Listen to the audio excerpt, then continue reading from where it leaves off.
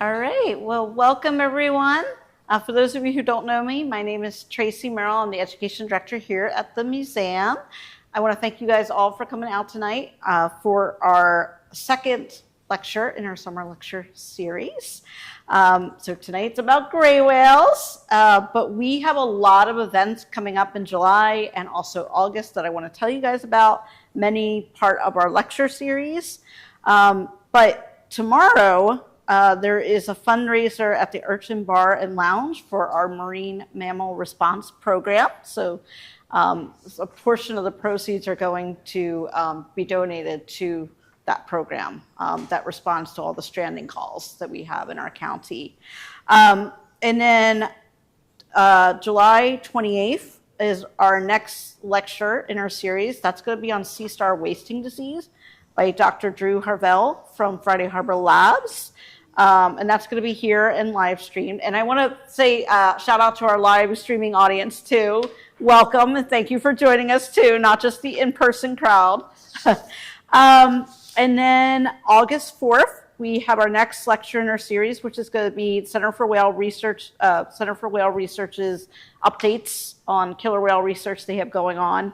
Dr. Michael Weiss, who's their research director, is going to be doing that talk. Again, that's here and being live streamed. And then August 6th and 20th, for any families in the audience or online, on the 6th and 20th, we're going to have a special kid whale activity and craft hour. So from 3 to 4, it's part of regular admission, or if you're local, those are free Thursdays. So if you have grandchildren, little ones that you want to bring in, we'll have fun little whale games for them for an hour. And then August 11th, we have our next lecture, which is going to be Port of Vancouver's Enhancing Cetacean Habitat and Observation Program with Melanie Knight, who's going to be giving us updates on what's been going on with that. That's going to be solely virtual. And then the next lecture is going to be August 25th. That's going to be on North Pacific right whales. So I'm very excited about that one. That's not a whale we really hear much about. Dr. Dana Wright is going to be doing that lecture. Again, that's going to be only virtual. It's going to be through Zoom. And then the last lecture, as of right now, that's scheduled for the series is going to be wrapped up by Jeff Foster, who will be talking about the Whale Sanctuary Project on September 1st. That's going to be in here and live streamed. For any of you who are here in the audience in person, a couple just general announcements. So bathrooms are right when you come in the door in the gift shop, right in that little hallway there. That's always an important thing to know. We do have Nora Nickum's books for sale, and she will sign them afterwards. So that book we're talking about is 12 Daring Grays. So she's going to tell you more about that during this presentation, but they are for sale. And then I want to give a shout out to our director, Mike, in the audience.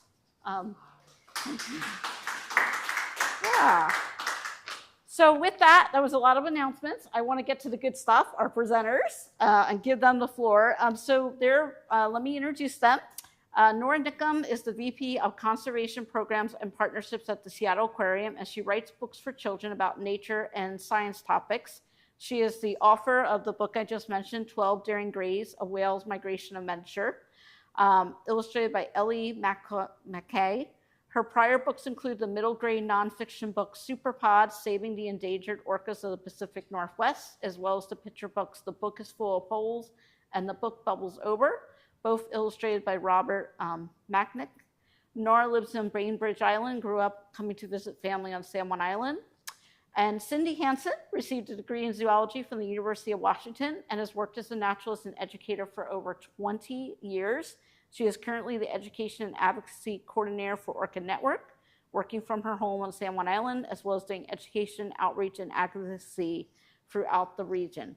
Additionally, she is a board member and volunteer for the research organization Orca Behavior Institute. Cindy also spent 20 years migrating with the gray whales to Laguna San Ignacio. Am I saying that right? Close enough. In Baja, Mexico, where she works as a naturalist guide. So I am thrilled to introduce your presenters tonight. Nora, Cindy, we're so grateful to have you guys. Thank you so much. And whenever you're ready, the floor is yours, and I will turn over the mic to Cindy. And it's on right now, so if you want to also have to turn it off. Turn this on. All right, thank you, and thanks for those lovely introductions. Cindy and I have some additional fun intro stuff before we talk about gray whales. So that's me when I was a kid, and that is actually a madrone tree here on San Juan Island. And I also wanted to mention, because we're all about whales tonight, that our dogs, my daughter Sabina, our dog is named after a kind of whale. Her name is Minky. And as Tracy said, I work at the Seattle Aquarium. I get to lead the department that does the field research, looking at things like the health of kelp forests and rockfish populations and sea otter populations, also the policy advocacy team. And right now I also get to support the team that's doing all of the animal care for the amazing animals there, including, these are my favorites, sea otters, Indo-Pacific leopard sharks, and the giant Pacific octopus. And I write books, and I have 4 books out so far, and I've managed to put whales into all of them. So the first one is, of course, all about orcas. As Tracy mentioned, I have one about bubbles, and that one includes humpback whales, which make bubble nets in order to trap and catch little fish to eat. And then this book is full of holes, talks about whale blowholes. And Cindy's going to talk a little bit more about whale blowholes, so I won't go into that one right now. And then today we're, of course, going to focus on gray whales. That's on to you. All right. Thank you, Nora. And thanks again, Tracy, for that introduction and for having us here tonight. So this is me as a little kid. I grew up loving animals. I was born in Indiana, and I actually grew up in Alberta, Canada, near the Canadian Rockies. So grew up absolutely loving all things mountain in terms of animals, wildlife, nature, but always had a love for whales ever since I was about 5 years old. Sadly, there aren't a whole lot of whales in Indiana or in Alberta, so I was really fortunate when my family moved out to Western Washington. So I was able to go to the University of Washington, study marine biology, and start working with whales, and just never looked back after that. And since Nora mentioned her dog, I thought I would mention my cat. I do have 4 cats. I foster through the shelter, and so I end up with a lot of foster failures. But this is one of my cats, and she is named after both an island and one of our southern resident orcas, Saturna. So I'm going to start us out with just a little bit of gray whale biology and then talk about why gray whales are so amazing, and then I'll turn it back over to Nora after that. So first of all, gray whales are baleen whales, as you probably know, and we'll talk a little bit about baleen in case you're not aware. Everybody knows what baleen is made out of, I'm assuming, especially those of you who work here at the Whale Museum. So it's made out of keratin, same thing as your fingernails and hair, and they are filter feeding with this. So the hairs are on the inner edge, the plates are on the outer edge. Typically, baleen whales are filter feeding in the water, but gray whales are a little bit unique, and we'll talk about that in just a moment. So again, it is made of keratin, and they're filter feeding. Different baleen whales are going to have different length, different thickness of baleen, depending on what they eat. So gray whales are actually bottom feeders, and so their baleen is pretty thick because of that. And the spacing between the baleen plates is wider because they have to get all that mud through there instead of just water. And they have about 300 baleen plates approximately spaced out on both sides of the upper jaw. There are a lot of other differences between baleen and toothed whales other than just baleen and teeth. Nora mentioned blowholes earlier. So baleen whales have 2 blowholes side by side, so kind of more like us with 2 nostrils. Toothed whales just have 1 blowhole. Toothed whales live in pods or family groups. Baleen whales tend to be solitary. And I put that in quotes because people used to think, and you know, if you read old textbooks about baleen whales, they'll say that they are solitary, they're never with other whales unless they're with a mom and baby, and they don't form bonds with each other. And scientists are now finding out that that's not at all true, that they are very social and they do form long-term bonds. So they don't live in family groups throughout their lives, but they are still very social and they can bond with one another.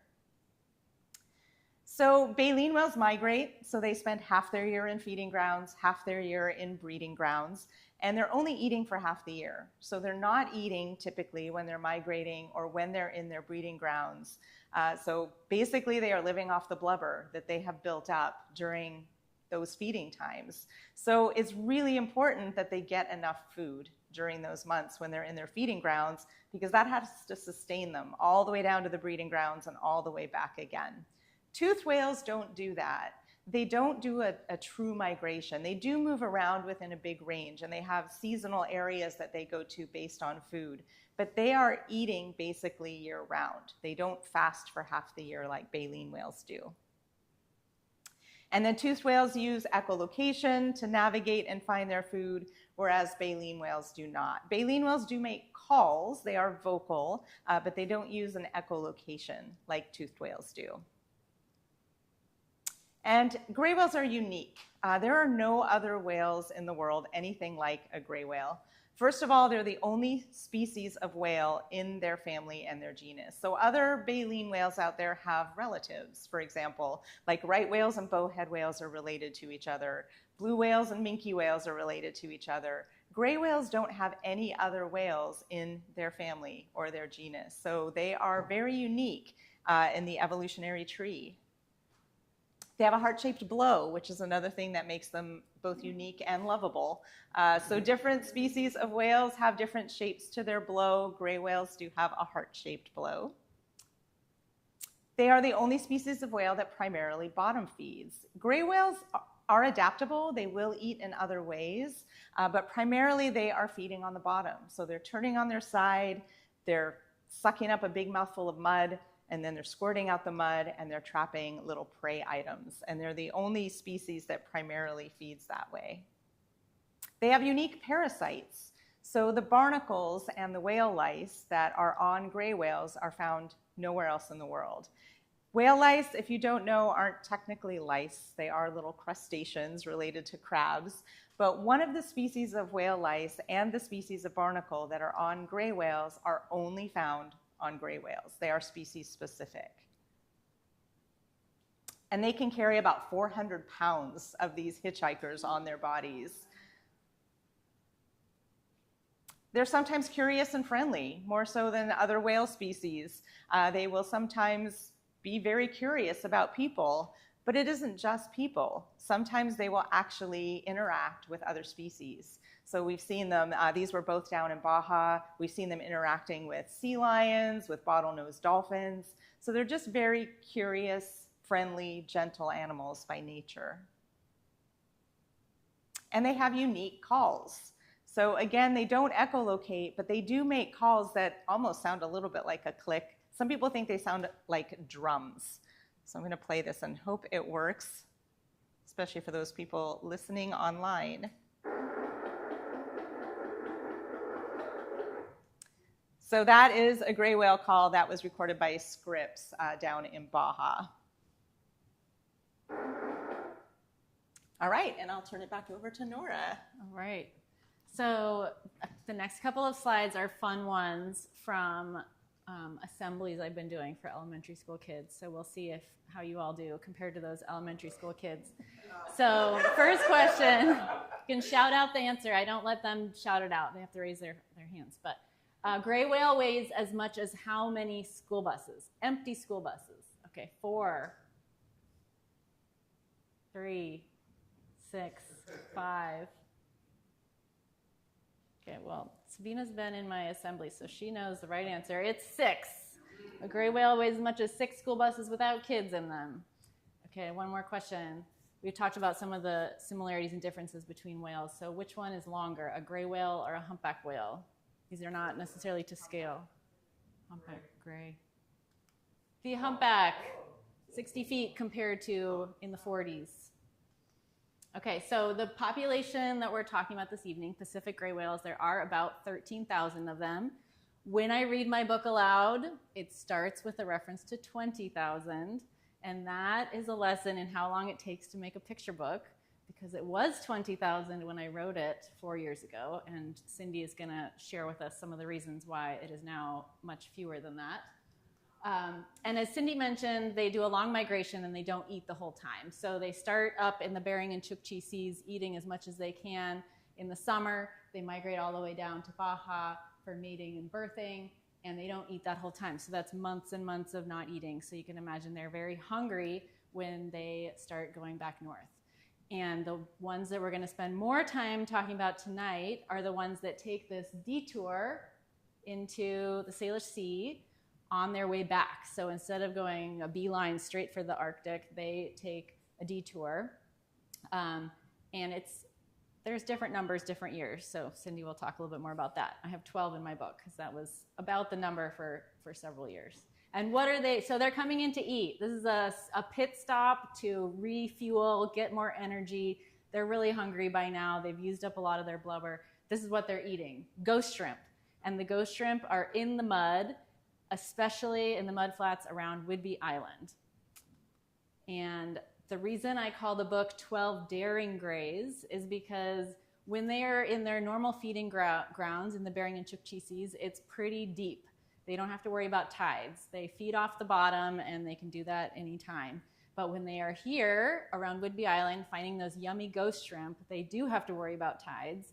They have to wait for the tide to come in and cover the mud flat so that they can eat. And then when the tide's going to go back out, they better get out of the way so they don't get stranded.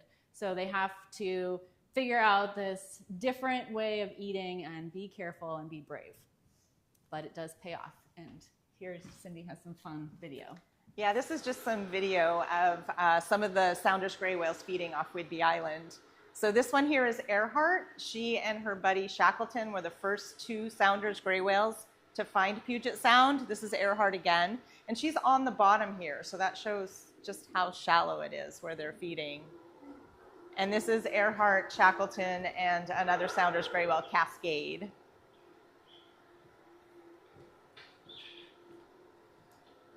And you can see how close to shore they are.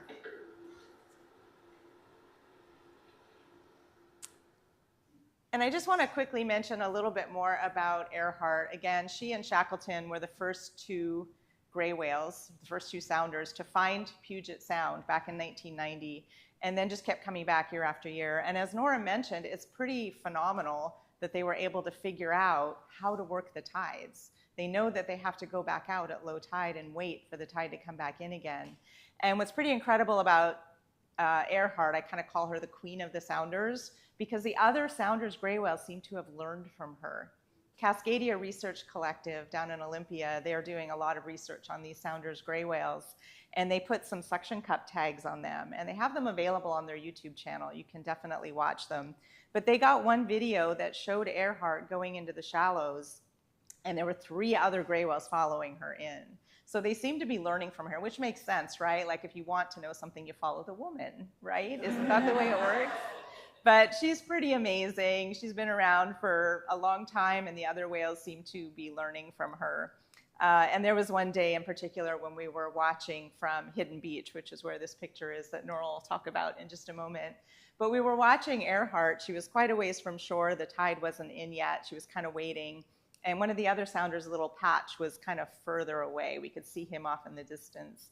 And Earhart suddenly started spy hopping repeatedly and did that, I don't know, maybe 8 or 9 times. And then she swam over to where little patch was, and the 2 of them came back together and then went in and started feeding. And of course, we have no way of knowing what exactly was going on there, but we can sort of imagine that she was spy hopping, maybe trying to get his attention, and then when he wasn't paying attention, she went and got him and brought him back. And it was kind of like, okay, it's time to go in and feed now. Mm-hmm. So she really seems to be kind of the leader of the Sounders, and they all really seem to like to follow her. Yeah, so this photo, as Cindy said, is at Hidden Beach near Langley on Whidbey Island.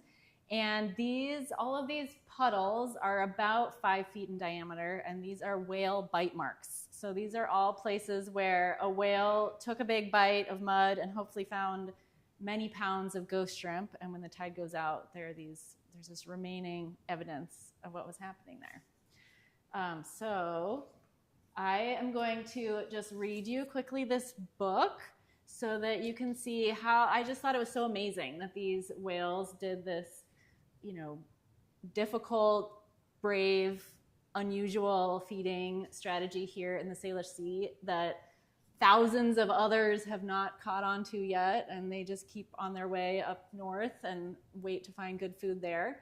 So you will see in here how I talk about those feeding pits that we see and how they follow their own journey. And I want to give credit to the illustrator, Ellie McKay. She did a beautiful job. She paints and then cuts things out and builds kind of a diorama in a studio in her house and can play with the lighting and then takes a photo when it's just right. So some of the images you'll see look kind of collage-like or more 3D, and that's how she does it. Maybe I can have you just advance, because I'm going to read from here, so I don't have to look up at the screen. Okay. All right, I've got it almost memorized, but not quite. Okay, in February, gray whales begin a long, hard, necessary journey. 20,000 whales in all. Hidden among them are 12 with an extra dose of bravery and a daring plan. 6,000 miles away, food awaits. They leave Baja California behind, forming a steady stream of travelers speckled along the Pacific coast. It will take more than 2 months to reach the Arctic. In daylight and darkness, week after week, they swim past California, Oregon, Washington. The 12, like the others, eat almost nothing along the way, drawing on their last stores of blubber. They are hungry, thin, and only halfway there. Some will be too weak to make it. The 12 push on, hoping their daring plan will keep them alive. At the tip of Washington State, the 12 peel off one by one. Energized by their plan, they swim in a different direction. No longer north to the Arctic, but east into the Salish Sea. The detour is 170 miles, past forests of fir and kelp, past rocks as barnacled as their skin. They reach a familiar shoreline. Some have been coming here for more than 30 years. Others caught on more recently. The tide is out, the mud exposed but teeming with hidden life. The 12 stay in the deep. Their stomachs are empty, and waiting is not easy. As the tide rises, waves reach toward shore as if unfurling a welcome mat. The mudflat is submerged, but barely. The 12 whales, each as long as a school bus, enter waters so shallow that their fins stick out. For an enormous whale, shallow water is dangerous. Where the 12 are now, it's no more than 9 feet deep. The span of their tail alone is greater than that. They turn on their sides, plowing the bottom with their mouths, pushing mud against their baleen, sifting to find what is buried within. All gray whales scrape the ocean floor for food, but most do so in deeper water. Here, a reward awaits the daring, millions of ghost shrimp, a hurried, exhilarating feast. And then the tide turns, 8 feet of water, 7 feet. The 12 long to eat more, but the mudflat will soon be dry, and any lingering whales stranded. They abandon the feast just in time. The water recedes, revealing evidence that their daring plan worked. Thousands of pits in the mud, whale-sized bite marks. The 12 stay near, reading the tides, waiting for the water to rise again. Day after day, they devour hundreds of pounds of shrimp. Within a few weeks, they grow stout and strong. Their plan and their bravery have served them well. They are ready. They return to the open ocean and turn northward, back to the route taken by the other whales. They swim for weeks, finally reaching the Bering and Chukchi seas. The 12 feast again with the others on tons of tiny crustaceans. They eat nonstop because here the tide is no threat. And at the end of summer, their bellies are full. Their bodies are now lined with several inches of new blubber. With months of fasting ahead, they head back toward Baja California, their winter home, a place to stay safe and warm and welcome new calves. Will those little ones someday be among the few who learn the detour and dare to take it? The end.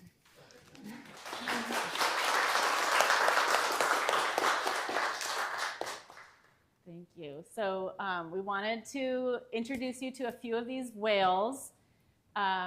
Cindy has mentioned Earhart. Shackleton and Earhart were the first two that were observed by scientists. Cascadia Research Collective leading that work. So they were named Shackleton and Earhart because they were pioneer explorers doing something that other gray whales hadn't done before. And then a few of the others that I like to talk about because they're extra identifiable to me. I think Cindy can tell all of them apart, but Patch because of the obvious big patch, and little patch because of the little patch. And then this one took me a little while, Stardust.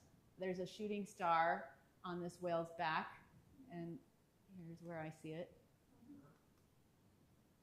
And then the flukes help us know who's who too. So Cindy talked about the hundreds of pounds of barnacles on their backs. So they can have markings because of the barnacle scars, or because of scars from encounters with orcas or ropes or other things. So they all have these distinguishing features, which is really helpful for scientists to figure out who is here every year, who's coming back, how are they doing, studying how their body condition is, what their health is like. So I like that patch also has large patches on the fluke, and little patches, and Stardust, I don't know, you can see stars in any pattern like that, I think. I think you're next. Yes. Yes. Okay, so now it's your quiz to figure out who's who. So we have two pictures up here. We have Little Patch and Stardust. I'm going to put up another bigger picture. You figure out who it is. You can all do this, certain of it. Little Patch. Good job. See, it's not so hard. All right, so next we have Cascade and Stardust.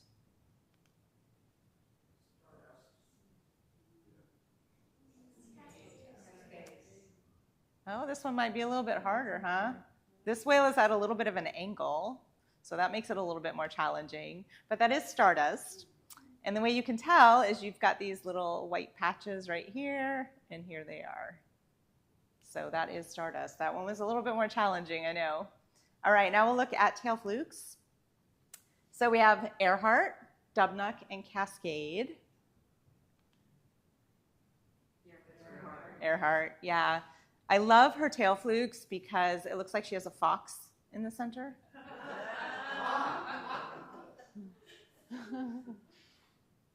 All right, and then we have Tahoma, Cascade, and Gretchen. That's Gretchen. No, Cascade. Cascade. Yeah, so that is Cascade. You can see kind of this little pattern right here, almost like a sideways Y, and then all of these other little markings that match up with Cascade in the center. Good job. You did great with that. All right, so this is kind of the almost depressing part of the talk, but I'm going to try and end on a positive note here, talking about the status of gray whales. So they were heavily hunted in the past, almost to extinction, twice, first in the 1800s and then in the early 1900s. Whaling stopped for gray whales in the 1940s. They were one of the first whale species to be protected internationally, and they made a huge comeback after whaling stopped. So they did so well that they were taken off the endangered species list in 1994. They were the first whale to ever come off the endangered species list. Big success story, you know, one of the greatest environmental successes of our time. But they've definitely had some problems since then. So they have gone through a couple of die-offs since they came off the endangered species list. Typically, those die-offs have lasted a couple of years, and then they bounce back from it. But this most recent one is behaving a little bit differently. So the most recent one, these are called unusual mortality events, or we call them UMEs. It was officially declared in 2019. The population had started declining a couple of years before that. Officially declared over in 2023 because it looked like the population was starting to come back. But unfortunately, this die-off has continued since then. And so the estimate of the population loss during this time is 53% in just 10 years. So they have gone from about 27,000 to 13,000 in just 10 years. So first of all, what is an unusual mortality event, and then why is this happening? So an unusual mortality event is an unexpected die-off that demands an immediate response. So that kind of started in 2017, 2018, and then 2019 it was officially declared. And when a UME is declared, there's a team that studies this and tries to figure out what the cause is. And so what they have determined is that this gray whale UME has been caused by decreased prey in the Arctic due to warming waters. So Most of the gray whales that have washed ashore have been emaciated, nutritionally deprived, and we do know that waters are warming up in the Arctic and it is impacting their prey. So that seems to be what's causing this unusual mortality event. And again, past UMEs have lasted for a couple of years and then they've come back again, but this one, it's not happening that way. The die-off has continued, and it's also been characterized by very, very low calf counts down in Baja, record low numbers of calves being born over the past couple of years. So one scientist, Sue Moore, has described this as an unusual mortality event because it's not acting like the other ones did. And I've heard scientists like John Kalamakidis from Cascadia Research Collective and Stephen Schwartz from Gray Whales in Mexico calling it a tragedy and using the word extinction as a possibility. So this is a pretty serious event that's taking place, and they definitely need some help. But here's where things get a little bit more positive. So gray whales are known for being adaptive. Their scientific name is Istrictius robustus, and they're called robustus for a reason, because they're very good at adapting. And the sounders that Nora was talking about earlier, the fact that they were able to come in and find this food, that's a really good example of how they're able to adapt. So gray whales have found alternate feeding grounds and alternate feeding methods. Typically, they are bottom feeders, feeding on little shrimp and amphipods, but they will adapt. They have been seen feeding on krill up in the Arctic. They've been seen feeding next to bowhead whales. They've been seen eating herring roe in Southeast Alaska, anchovies in California, like actually lunge feeding like humpback whales do. There was one year where they stayed down in Baja off Magdalena Bay during a time when most of the gray whales had already come north. Some individuals stayed in that area and were feeding on red crab. They have been feeding in San Francisco Bay. They've been feeding in Bellingham Bay. And then we have the sounders coming into Puget Sound. So they are looking for new food resources, and they are really adaptable animals. And if they can find these other food areas, they still have a chance of recovering from this. So again, that leads us to the sounders. They're a perfect example of this. So I just wanted to kind of have you meet the sounders in a little bit more detail. So the first individuals started showing up in 1990 and 1991. Again, Earhart and Shackleton were the first two in 1990, and then these four came the following year, and then just continued coming back year after year. The second wave of individuals started showing up in 1998 to 2000. We had 7 more Sounders gray whales show up, and again, just continue coming back. And then the most recent wave came between 2018 and 2022, where we had 11 more individuals. So over 20 Sounders gray whales now that have been coming to these waters. And these timeframes all coincide with unusual mortality events. So this is what's happening is when there isn't enough food in the Arctic, they're going out and they're looking for it. It's really astounding to think about what they had to go through to find that area. They had to take a right turn, come down the Strait of Juan de Fuca, go down Admiralty Inlet, take a left turn, go up toward Whidbey Island, and then figure out the tides. So the fact that they figured all of this out is just absolutely amazing. And it gives me a lot of hope for gray whales because they can adapt, they can figure this out. So all of these gray whales, not all of them are still around. They don't all show up every single year. And we do believe that we have lost these individuals. They are ones that have not been seen for a number of years now. 2259, this guy right here, is the only one that we know for sure has died. He was actually struck by a ship in San Francisco Bay.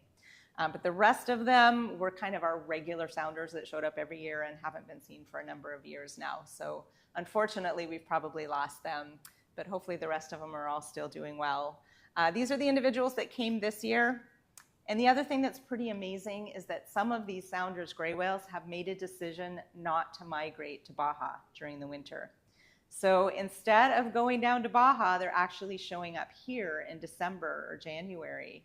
And they're making this conscious decision to forego this thing that is just so ingrained in them.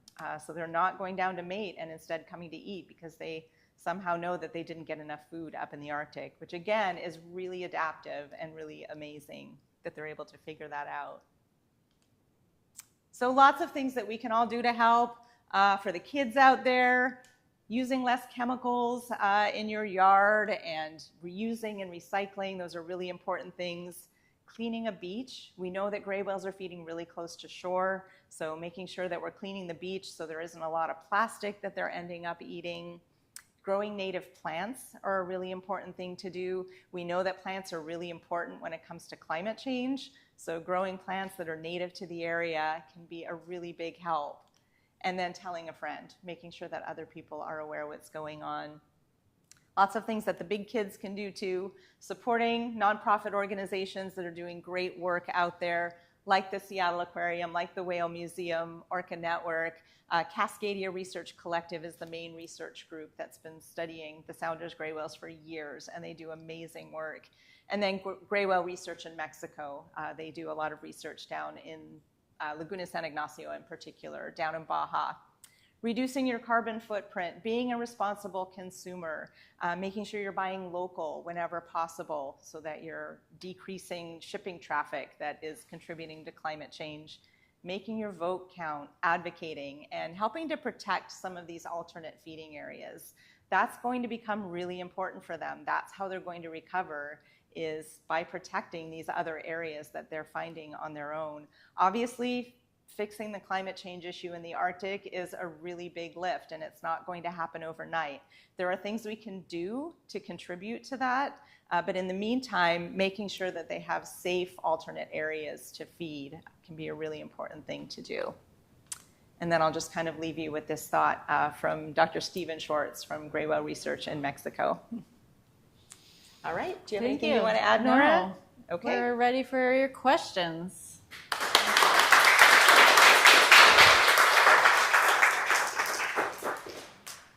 Yes, So I Tracy. know I asked you this in the back, but I think this group would be interested in hearing the answer you gave me.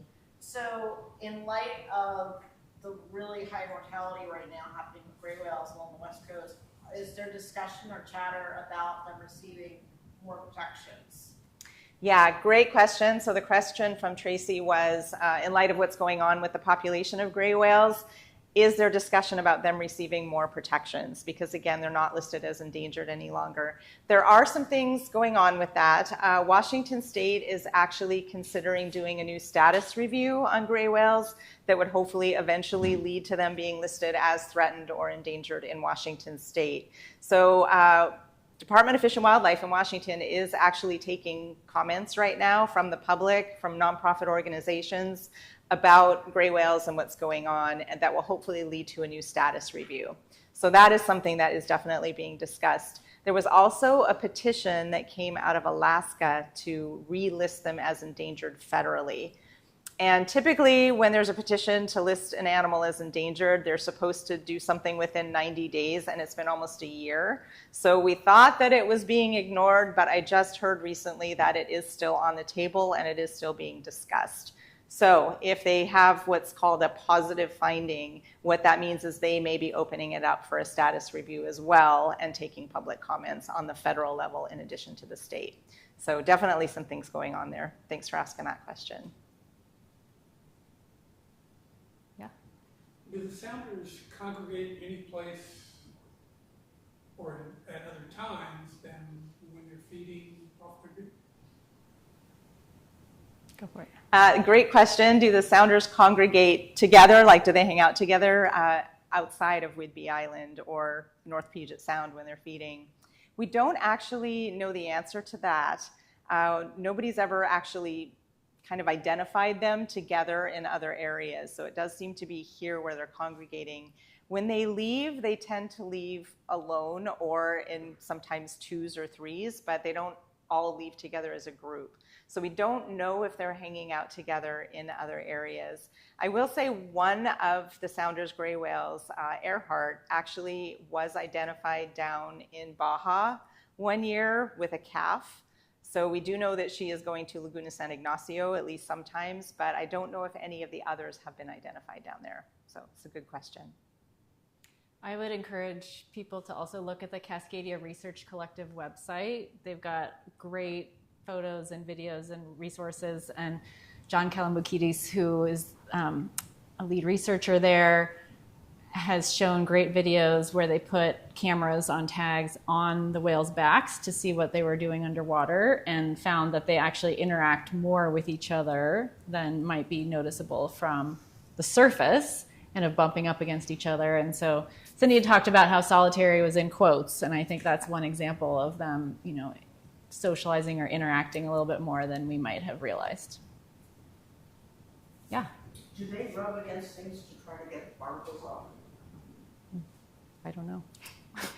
So the question is, do they rub against things to try to get the barnacles off? And it does seem that way. Maybe not even the barnacles, but the whale lice. The barnacles are pretty embedded. They're way in there, and it's really hard to get them off once they're on the whale. But the whale lice come off pretty easily, and they do seem to like to scratch on things to try to get those off, or just to scratch an itch. So yeah, that does seem to happen. Yeah. Why do you refer to the barnacles and lice and parasites? I'm curious as to, is that established, or is that still, are they doing damage to the animal? I absolutely love that question. The question was, why do we refer to barnacles and whale lice as parasites? And I actually, when I do this gray whale talk for a college class, I'll actually bring that up, because we don't know that they are technically parasites. Are they actually doing any damage? We do know that if the whale is debilitated, they can get a lot of these whale lice, and then it can cause harm. But if it's a healthy whale, the barnacles and whale lice probably are not causing harm. They're probably annoying. I've actually had whale lice on my finger before, and they're very itchy and a little bit painful. So they probably are annoying the whale, but I don't know that they're necessarily causing any harm physically. So yes, it's a great question. There's definitely a symbiotic relationship, but whether it's parasitic is the question. We had a barnacle expert speak at a Seattle Aquarium event recently, and he was talking about how there are different kinds of barnacles that live on different kinds of whales. So the barnacles that live on gray whales are not the same as the barnacles that live on other whales. And also that scientists don't really know how those little barnacle larvae find a whale to live on. So that's kind of a mystery. Like, they need to find a whale somewhere out in the big ocean. Well, and I can add a little bit to that too, because down in Mexico, the barnacles are actually mating at the same time the gray whales are. So in these lagoons, the barnacles are spawning, and so you've got all these little barnacle larvae floating around in the lagoons, and then they seem to land on the whales. So when we see the baby gray whales, the gray whale calves, when they're first born, their skin is just completely smooth.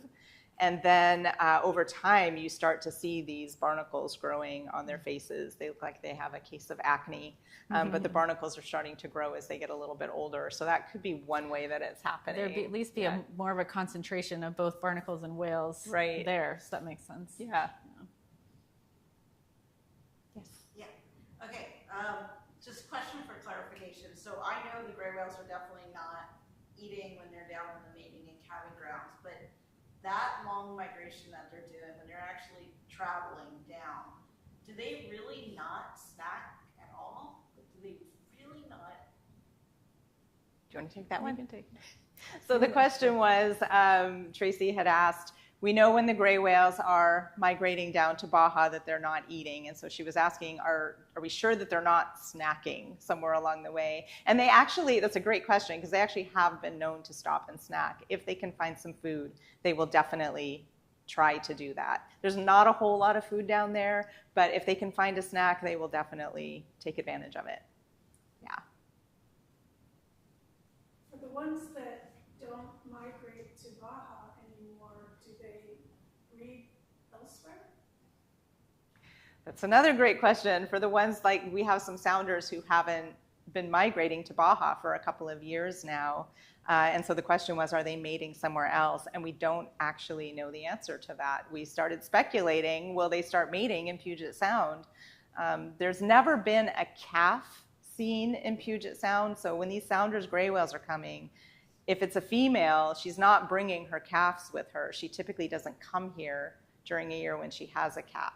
So if they're mating here, they would still go to Baja the following year, we presume, to give birth, and then we wouldn't see that female here. So the only way to really know the answer to that is if they're able to sort of positively identify one of these sounders females in Baja with a calf, knowing that she was up here the winter prior. So we don't have any evidence on that yet, but it's a great question. And more of the sounders are males than females. Correct. Is that right? Yeah. So Yeah, the majority are males, but there are like, I think 5 known females. So are they capping the Baja because the water's warmer and it's easier on the cap?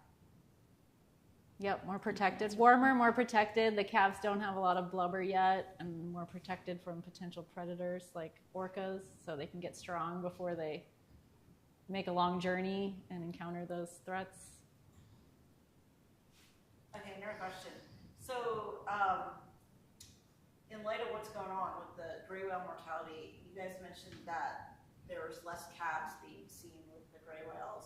Do you guys know, is there any discussion in Mexico about more protections with the ecotourism around the gray whales in light of that? You are the expert on that for sure. So the question was, with fewer calves being born down in Baja, is there any discussion about more protections? And that is a fantastic question, and it's something we talk about a lot.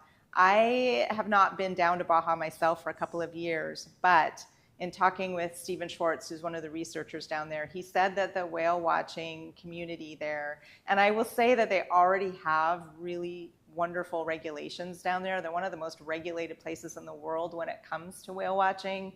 They have time of day limits, they have number of boat limits, they have, amount of time they can be on the water limits.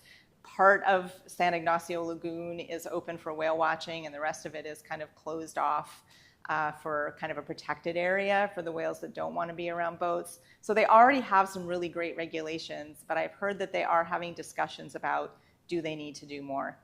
Because they're definitely concerned about what they're seeing. They definitely care about these whales very much, not just as part of their livelihood, but they just really care about what's happening. So they are having discussions about what they need to do moving forward.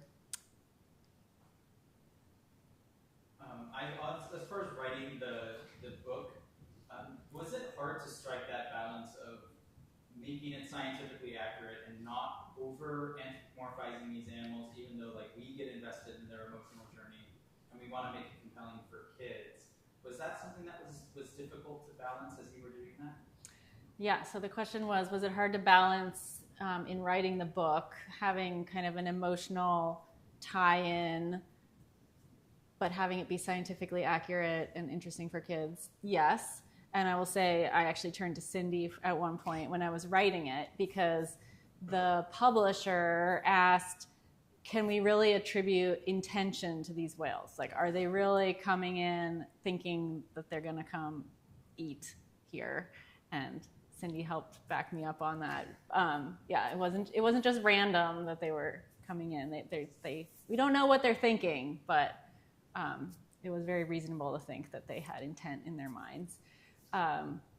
Yes, and there's been a trend to make picture books less wordy too, so trying to be really careful with how long every page was and leaving plenty of room for the illustrator. And something that's kind of fun about nonfiction picture books is the author gets to have some insight into the art as it's being made, just so you can check and make sure it works for the right geography and the species and so on. So I got to see some sneak previews, which was really fun as the illustrator was working. Yeah. Are the orcas here, the big orcas here, are they targeting the grays that are coming here to eat? Oh, I don't know. So the question was, are the big orcas targeting the gray whales that are coming here to eat? They don't seem to be. There have been a couple of instances in the past where they were kind of messing with some of the Sounders gray whales. They did go after Patch once, and Patch went into shallow water and kind of started thrashing his tail around, and then they left him alone. There have been a couple of other occasions where they seem to be kind of messing with him, but we don't know how serious they are. It's typically like teenage males doing teenage male things. So yeah, there was one pretty recently. It wasn't one of the Sounders. It was a different gray whale that was down in Puget Sound, because we've been seeing a lot of gray whales that aren't Sounders also wandering around looking for food. And some of the big orcas kind of were really messing with that one and really kind of ramming him a little bit, and then they eventually left him alone. So Don't know how serious they are about it, but they certainly try it out on occasion. Do you, Do you think that might be one of the reasons why the mothers don't bring the calves into Puget Sound? It'd be hard to flee. Yeah, right? that's one of the theories is, bringing a calf in here, and you've got a lot of big orcas in these waters, and so it might not be safe. Plus, it is a really risky feeding technique that they're using here, and it would be kind of a risk for the calf who might get stranded when it's trying to feed. Hey, that just brought a question to my mind. Has there ever been any documented cases of the gray whale stranding when they're doing that? Those sounders? Not on Whidbey, right? Have there been on Whidbey? Not on Whidbey, Yeah. no. So the question was, have there been documented cases of any of the sounders stranding? There was one sounder a couple of years ago. It was one of the newer ones that just had come in, and he did end up stranding. It wasn't on Whidbey, but it was somewhere in that vicinity, and he ended up stranding at low tide, and he was able to get back out again at high tide, and then he went and found the other sounders and started following them, so he knew what to do after that. So he only did it once, and then he figured it out. So the calves are born in Baja California. At what point are they feeding themselves and not from the mother? And would they be ready to do that by the time they got to inside Whidbey? Or would they be? Yeah. Do you want to take that one? No, I'm going to let you. You're the real expert. So the question was, so the calves are born in Baja, and at what point are they able to eat on their own? So they're nursing from mom the whole time they're in Baja because, again, there's no food. And then they leave with mom, and mom takes them to the feeding grounds. And then they start kind of learning what to do. But they're probably, they may be sampling along the way, and the calf is kind of learning what to do. When I worked down in Mexico, we would see calves going down to the bottom and bringing up mud, and it almost seemed like they were playing with it, but they were probably sort of learning what to do at the same time. So they kind of start early, but then once they get up to the main feeding grounds that mom takes them to, that's when they start really feeding on their own. And then they're typically at 7 to 8 months, and they're away from mom at that point. Right. So by the next year, they wouldn't be with mom to follow her into Puget Sound. Correct. They would need to follow somebody or figure it out on their own. Follow somebody else. Yeah. Yeah. So when they leave Baja and they go to Alaska and they spend time in Alaska, by the end of that summer, are they able to be on their own away from their mother that fast? Yeah, so the question is, when they go up to Alaska or up to the Arctic as a first-year calf, by the end of that season, are they able to be on their own? And they are. Yeah, they leave mom sometime at 7 to 9 months old. They are on their own. Wow. So they go up to the feeding grounds, and then they tend to go back to that same feeding ground that mom took them to year after year, unless they're whales like the sounders that are exploring and looking for new areas. But yeah, they become independent pretty quickly.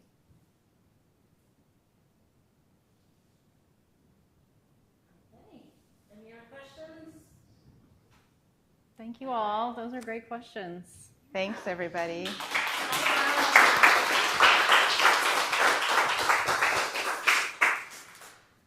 This up. All right. Well, I want to thank both of you two so much. That was a great presentation. As you see, lots of questions you guys got. I have a little gift for you two to thank you both. And I thought how appropriate, since we're talking about gray whales, right, that you each get your own gray whale tote bag. I almost bought one of these today. So.